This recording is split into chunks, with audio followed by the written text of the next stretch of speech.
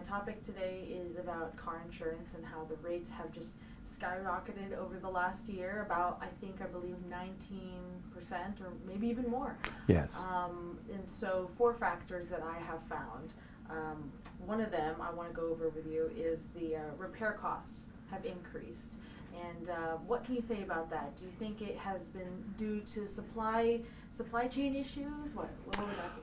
Well, it's all in one major problem with the parts, getting them delivered, the delays. If you have a foreign car, it's very, very hard to get some parts. That in turn causes a delay. It backs up rental cars. We can't keep enough people in rental cars, and they have to get out of them due to the increased time frame of getting the parts. And parts themselves have increased drastically. I attribute most of it to the COVID. Yeah, yes, for sure. I really do. Another thing I wanted to say is more accidents, more people on the road. I read that since the pandemic, there have been a lot more crashes. Would you say so? I would definitely agree. More accidents. Remember, when COVID was here, nobody hardly drove. And we actually gave some credit and monies back at that time because we didn't have these accidents. Now, oh, and you can drive again? It's really tripled. So yes, accidents have increased and over time. It has, yes. And then the third one is auto thefts. What can you say about that one? That's a tricky one. Okay. Depending on where you're talking about in Texas especially. Okay. What about here in East Texas? Here in East Texas, not much variance, but other areas, particularly West Texas, there are certain cars now all over Texas we can't write because they are susceptible to being stolen. Especially, I won't name those names, but there's a couple of named products that are not eligible to write because they're easily to steal. Yes. Okay, and then that fourth one here is increase in the number of damaged or total cars as weather events multiply.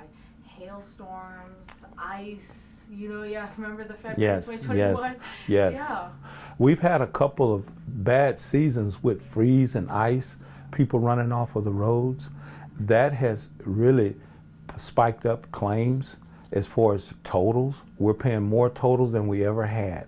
And you got to understand, with the rental cars now and the loss of the volume, the total price on what we pay for a total has increased significantly. You can almost pay as much for a used car as a new car now. Yeah. Oh yeah. That's just because of supply and demand and what we've had with all of the claims. Yes. And so with those 4 factors, do you possibly have any stats at the top of your head that you can share about the increase in any of these? No. What I will say is the increase in insurance premiums is varying per car. It's varying depending on the type of car you have. Safety matters. The ratings on a car matter. When you buy certain cars and they have good safety ratings, they're usually going to have a cheaper auto premium.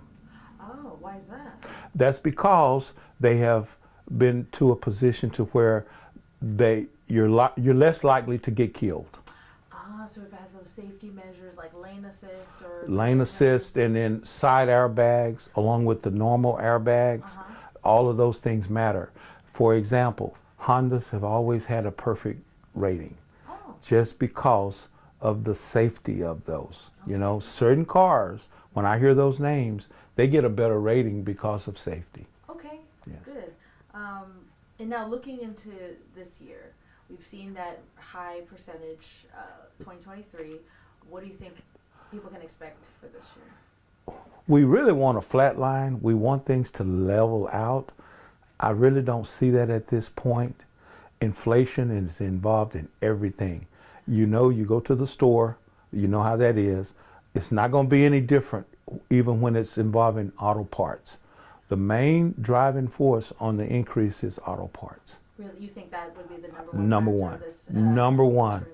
A fender 2 years ago on a vehicle, that same fender now is probably 30-40% higher. Wow. And so yes, you kind of talked about one thing that East Texans can do to possibly decrease the cost, which is, you said, those safer cars. The safer cars. Well, yeah, what are some other tips you would say? Glad you asked that. We have, and most companies do also have mechanisms such as we have a drive safe and save, and every company has a different name for it, but it's all individual based discounts based on your usage. And you usually have to put something in your car, and it gives a reading on mileage, on other factors, and it helps a reduction. It helps give you a reduction. As a matter of fact, when you register with State Farm for the discount, you get 5% off immediately. Okay, so it's a device? What is It is it's a beacon. Okay. There's beacons that people have to activate. And if you have 3 cars, you get 3 beacons. Okay. And you start out with your mileage on that beacon, and it's a tracking type of mechanism. And what it does is, if a person does 6,000 miles a year in a car as opposed to 20,000, the rate will be reduced. Oh, okay. Because how can we have a claim on that car and it not be moving so much? That's the theory. You got to reduce it if it's sitting. That's really what it's all about. And a lot of people I have relatives and customers, 2 people, 4 cars. So 2 cars are pretty much idle. Right. So therefore they deserve a reduced rate. So that's the way things are trending now. Every company has some sort of system where you activate. They give a mileage-based discount. That's what it's about. Mileage-based discounts. Okay, Yes, interesting. yes. I think I'm aware of that. And then another thing, this is an obvious one. Drive safer. Oh, yes. As always, you remember back in the day when we were all trying to take driver's education, you think 1001, 1002, that still applies. If it's raining, a little bit safer, a little bit more of a drop-off. Nothing changes. If you drive safe, if you watch out for the other guy, that always gives you better success with your insurance. Perfect. Yes. Any other tips or topics that you wanted to add on to this that I didn't ask you? Glad you asked that.